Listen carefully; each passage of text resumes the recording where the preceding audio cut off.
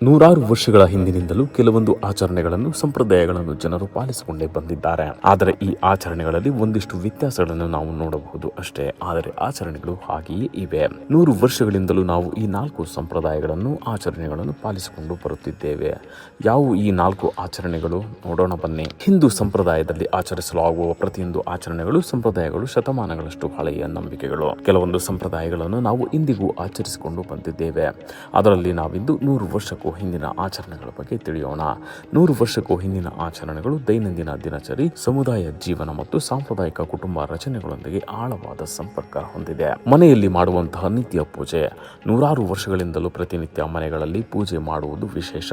ಪ್ರತಿನಿತ್ಯ ಮನೆಯಲ್ಲಿ ಪೂಜೆಯನ್ನು ಮಾಡುವುದಕ್ಕಾಗಿ ಪ್ರತ್ಯೇಕವಾದ ದೇವರ ಕೋಣೆ ಅಥವಾ ಪೂಜಾ ಸ್ಥಳ ಇರುತ್ತದೆ. ಪ್ರತಿನಿತ್ಯ ದೇವರ ಪೂಜೆ ಮಾಡುವುದಕ್ಕೆ ಮುಂಚಾನೆ ಬೇಗ ಎದ್ದು ಸ್ನಾನ ಮಾಡಿ ದೇವರ ಕೋಣೆಯನ್ನು ಅಥವಾ ಪೂಜೆ ಮಾಡುವ ಸ್ಥಳವನ್ನು ಶುದ್ಧೀಕರಿಸಿ ನಂತರ ತಾಜಾ ಹೂವು, ಧೂಪ, ದೀಪಗಳೊಂದಿಗೆ ದೇವರ ಪೂಜೆಯನ್ನು ಮಾಡಿ ನೈವೇದ್ಯ ಅರ್ಪಿಸುತ್ತೇವೆ.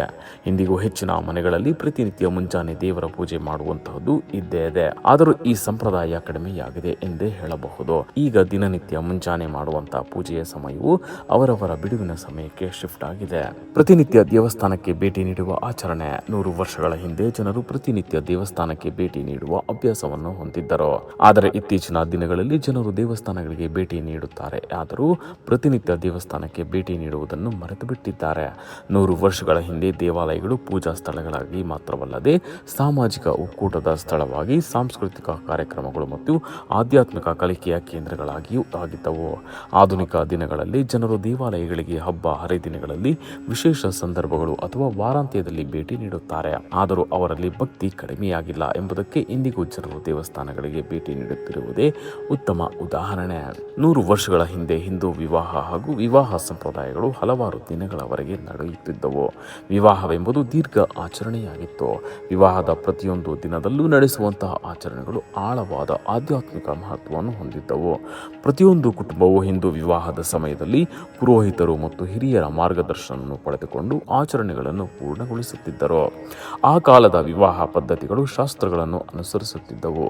ಈ ವಿವಾಹ ಸಮಾರಂಭಗಳು ಇಡೀ ಸಮುದಾಯವನ್ನು ಒಳಗೊಳ್ಳುತ್ತಿದ್ದವು ಮತ್ತು ಪವಿತ್ರ ಪ್ರತಿಜ್ಞೆಗಳು ಮತ್ತು ಸಂಪ್ರದಾಯಗಳನ್ನು ಒತ್ತಿ ಹೇಳುತ್ತಿದ್ದವು. ಪ್ರಸ್ತುತ ದಿನಗಳಲ್ಲಿ ಮದುವೆಯ ಆಚರಣೆಗಳಲ್ಲಿ ಬಹಳಷ್ಟು ಬದಲಾವಣೆಗಳನ್ನು ನೋಡಬಹುದು. ಸಂಪ್ರದಾಯಗಳು ಒಂದೇ ಆಗಿರಬಹುದು, ಆದರೆ ಮದುವೆ ಕಾರ್ಯಗಳು ಕೇವಲ 1-2 ದಿನಗಳಲ್ಲಿ ಮುಗಿದು ಹೋಗುತ್ತವೆ. ಉಪವಾಸ ಮತ್ತು ವ್ರತಗಳು. ಉಪವಾಸ ಎಂಬುದು ಹಿಂದೂ ಆಧ್ಯಾತ್ಮಿಕ ಶಿಸ್ತಿನ ಪ್ರಮುಖ ಭಾಗವಾಗಿದೆ. 100 ವರ್ಷಗಳ ಹಿಂದೆಯೂ ಏಕಾದಶಿ, ನವರಾತ್ರಿ ಅಥವಾ ಶಿವರಾತ್ರಿಯಂತಹ ಸಂದರ್ಭದಲ್ಲಿ ಕಟ್ಟುನಿಟ್ಟಾದ ಉಪವಾಸ ನಿಯಮಗಳನ್ನು ಅನುಸರಿಸುತ್ತಿದ್ದರು. ಈ ಉಪವಾಸಗಳು ಸಾಮಾನ್ಯವಾಗಿ ಕೆಲವು ಆಹಾರಗಳಿಂದ ಸಂಪೂರ್ಣ ಇಂದ್ರಿಯ ನಿಗ್ರಹ ಹಾಗೂ ಪ್ರಾರ್ಥನೆ ಮತ್ತು ಆಧ್ಯಾತ್ಮಿಕ ಚಿಂತನೆಗೆ ಮೀಸಲಾದ ದಿನವನ್ನು ಒಳಗೊಂಡಿರುತ್ತದೆ. ಇಂದು ಉಪವಾಸ ಪದ್ಧತಿಗಳು ಹೆಚ್ಚಾಗಿ ತಮಗೆ ಹೊಂದಿಕೆಯಾಗುವ ರೀತಿಯಲ್ಲಿ ನಡೆಸಲಾಗುವುದು. ಅನೇಕ ಜನರು ತಮ್ಮ ಆರೋಗ್ಯ ಮತ್ತು ಜೀವನ ಶೈಲಿಗೆ ಅನುಗುಣವಾಗಿ ಉಪವಾಸ ವ್ರತದ ನಿಯಮಗಳನ್ನು ಅಳವಡಿಸಿಕೊಳ್ಳುತ್ತಾರೆ. ತಮ್ಮ ದೈನಂದಿನ ಜವಾಬ್ದಾರಿಗಳನ್ನು ಮುಂದುವರಿಸುವಾಗ ಹಗುರವಾದ ಆಹಾರ ಕ್ರಮಗಳು ಅಥವಾ ಸಾಂಕೇತಿಕ ಉಪವಾಸವನ್ನು ಆಚರಿಸುತ್ತಾರೆ. ಈ ಮೇಲಿನ 4 ಆಚರಣೆಗಳು ಅಥವಾ ಪೂಜೆಗಳು 100 ವರ್ಷಗಳಿಂದಲೂ ಜನರು ಅನುಸರಿಸಿಕೊಂಡು ಅಥವಾ ಪಾಲಿಸಿಕೊಂಡು ಬರಲಾಗುತ್ತಿರುವ ಆಚರಣೆಗಳು ಅಥವಾ ಸಂಪ್ರದಾಯಗಳು. ಇಂದಿಗೂ ಇದನ್ನು ಪಾಲಿಸುತ್ತಿದ್ದಾರೆ. ಆದರೆ ಪ್ರಸ್ತುತ ಅವುಗಳ ಆಚರಣೆಯಲ್ಲಿ ಕೆಲವೊಂದಿಷ್ಟು ಬದಲಾವಣೆಗಳನ್ನು ಕಾಣಬಹುದು ಅಥವಾ ಜನರು ಅಂತಹ ಆಚರಣೆಯನ್ನು ಕಡಿಮೆ ಪ್ರಮಾಣದಲ್ಲಿ ಪಾಲಿಸುತ್ತಿರುವುದನ್ನು ಗಮನಿಸಬಹುದು.